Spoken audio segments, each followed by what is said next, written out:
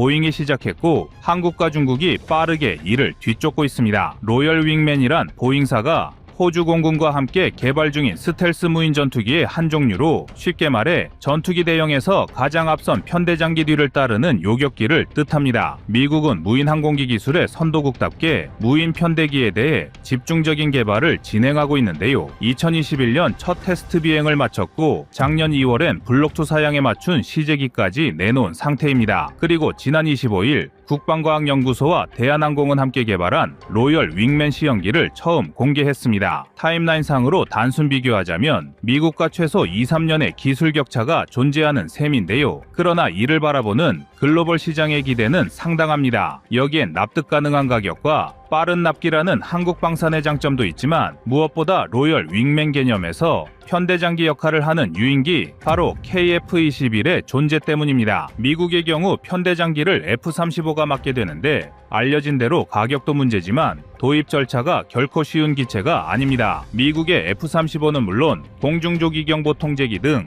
최대한 다양한 기체에서 통제가 가능하게 만들 것이며 모듈화 설계를 통해 도입국의 입맛에 맞는 수출형 모델을 개발 중이라고 하는데요. 그러나 미국이 지칭한 편대장기는 모두 미국 정부와 의회에서 엄격하게 수출 제한을 걸어둔 모델들 뿐입니다. 이와는 반대로 대한민국의 경우 카이와 대한항공이 중심이 되어 KF-21을 중심으로 한 로열 윙맨 무인 전력 개발을 이끌고 있는데요. 그래서 준비했습니다. 오늘은 미래 전장에서 중요한 역할을 할 대한민국 항공방위의 핵심적 요소 KF-21 윙맨 프로젝트에 대해 자세히 알아보겠습니다.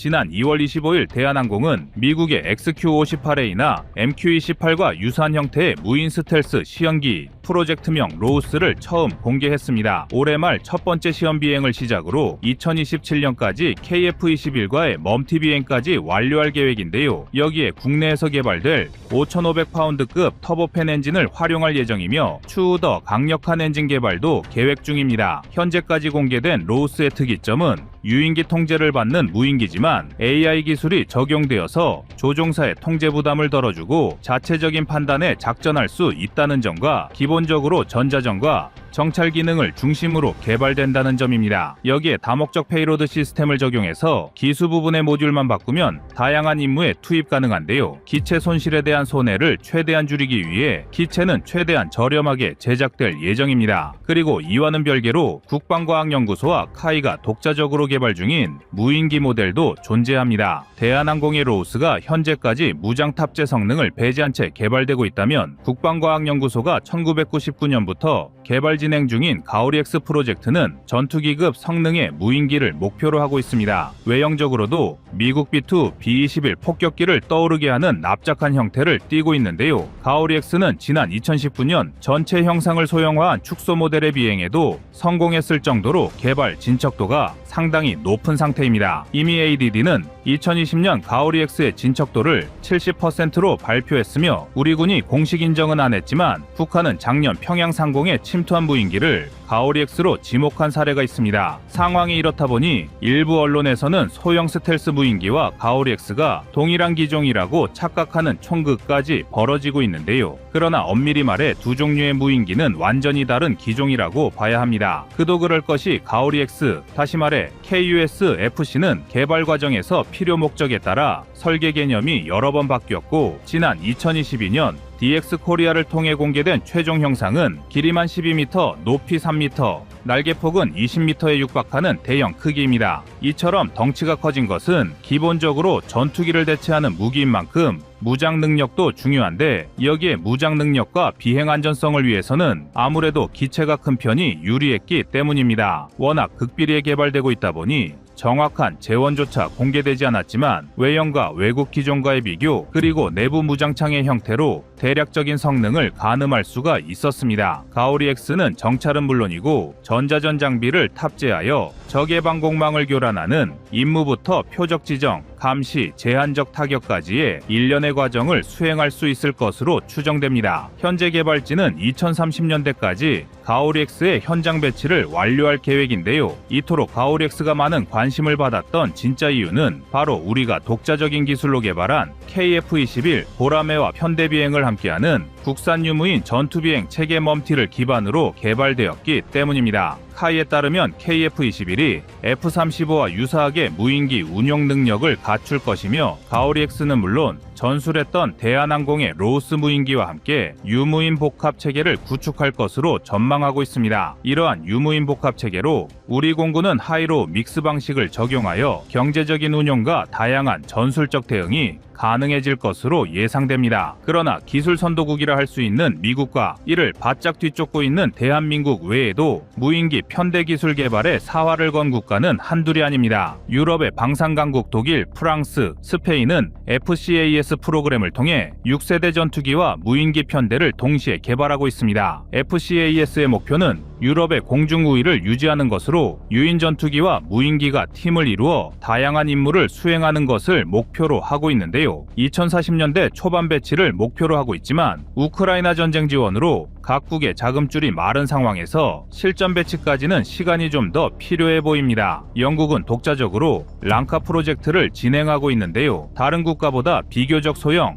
경량의 무인 전투기 편대를 개발하는 것을 목표로 하고 있습니다. 이 무인기 편대는 타이푼이나 미래의 6세대기와 협력하여 작전을 수행할 수 있도록 설계되었다고 하는데요. 대부분의 전문가는 21세기 들어 사양길로 접어든 영국의 항공방위 산업의 수준으로 볼 때 프로젝트 완료까지 아주 오랜 시간이 필요할 것으로 전망 중입니다. 우크라이나 전쟁으로 쇠퇴해진 러시아 역시 전쟁이 종료되는 즉시 무인기 사업을 재개할 것으로 전망되고 있습니다. 현재는 미국은 물론 중국에도 뒤처진 것으로 알려졌는데요. 그러나 워낙 기본이 되는 항공기술이 뛰어난 국가다 보니 예단은 불가합니다. 특히 수호이 57과 협력할 수 있도록 설계된 S-70 아우트니크비 무인기는 기본적으로 스텔스 설계의 다양한 공격 및 정찰 임무를 수행할 수 있으며 AI 기반 자율비행 능력을 갖추고 있는 것으로 알려져 있습니다. 그러나 스텔스 기술의 완성도가 미국의 스텔스 드론과 비교했을 때 부족하다는 분석과 함께 크기와 설계 특징으로 인해 레이더 반사 면적이 미국의 무인기보다 클 가능성이 대두되고 있습니다. 이미 S-70 아우트니크비의 개발은 초기 계획보다 지연된 상태인데요. 여기엔 설계의 복잡성과 자금 문제, 그리고 기술적인 어려움 등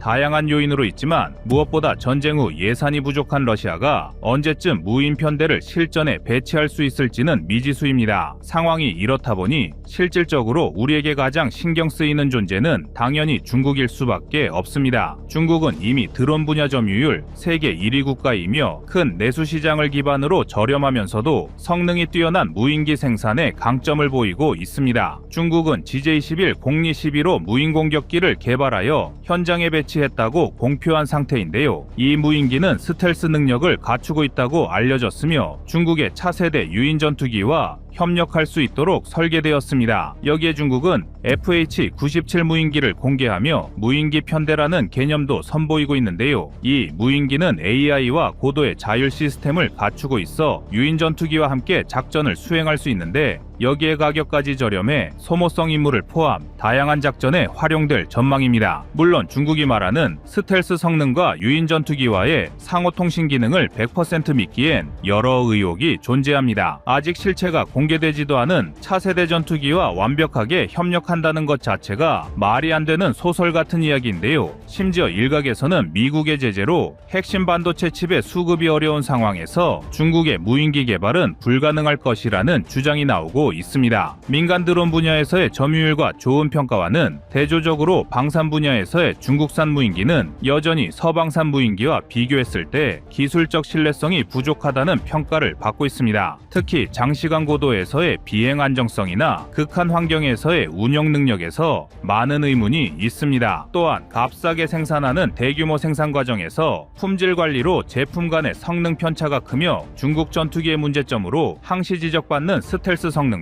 아직 미완의 기술이라는 평가가 많습니다. 더구나 미국의 제재로 첨단 부품의 수급이 부족해 자율비행 능력과 AI 통합 수준에 대한 개발은 앞으로도 계속 적체될 것으로 예상되는데요. 초기 구매 비용만 저렴할 뿐 상상을 초월하는 장기적인 유지보수 비용은 두고두고 욕먹는 중국 방산의 전통적인 단점 역시 그대로 이어받으리라는 것이 전문가들의 총평입니다. 이제 미래 공중전력에서 무인 편대기의 중요성을 부정하는 국가는 없을 것입니다. 이들 무인기는 자율비행과 AI 기술에 기반한 유인기와의 협력작전 능력을 갖추는 방향으로 발전하고 있는데요. 미래 방산 수출은 물론 갈수록 병력 자원이 줄어가는 대한민국의 현실을 고려하더라도 반드시 확보해야 할 능력일 것입니다.